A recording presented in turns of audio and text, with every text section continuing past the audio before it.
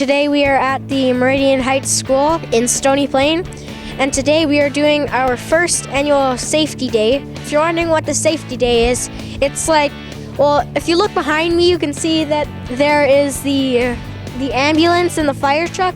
So we're talking about like safety things, and there's some stuff I haven't yet learned about safety. So it's pretty cool.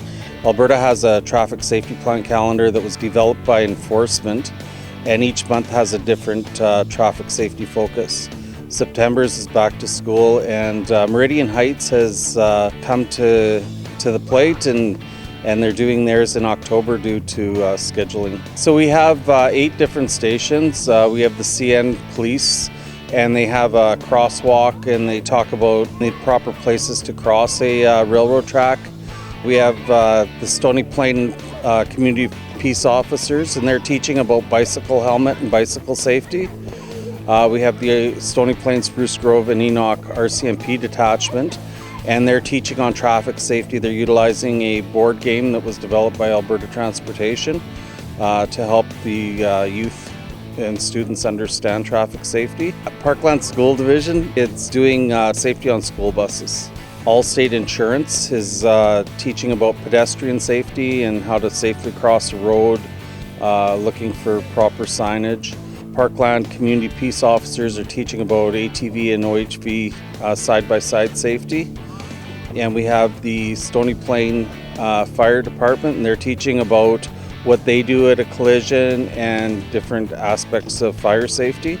And we have the Alberta Health Services EMS, and they're teaching about what they kind of do around a collision scene, and just trying to get youth more comfortable if something was ever to happen, they were around an ambulance. So we do a lot of these joint exercises because it's really important to come out and hit children at a young age to really spread these traffic safety messages. So we spread the message today of seatbelt safety, and we showed them a little bit about what paramedics do, and basically what the back of an ambulance looks like, and how to stay out of the back of an ambulance, which is sort of the important message that we're trying to push today with these little guys. I didn't know that they had the little thingy inside the ambulance where you see like how their heart is beating and how they're breathing and stuff, that it's expensive as a car, and that they had those tools to cut open cars in the back of the fire trucks. I liked road crossing, because you got to learn about like all the different signals and all the different signs and how you do them and where you do them and when you do them and why you do them.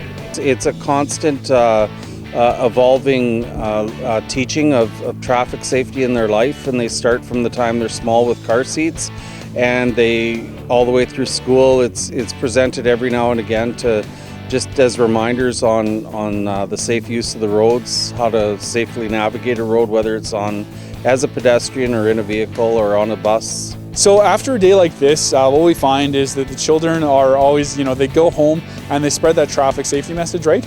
And in a lot of cases, it's not the children that are the bad ones with their seatbelts, but it's those, when they go home and they're reminding their parents and their older siblings to put on their seatbelts and to follow all the pedestrian safety precautions, look both ways before they cross the street. That's where we really think that we get probably the best bang for the buck, if you will, out of doing events like these.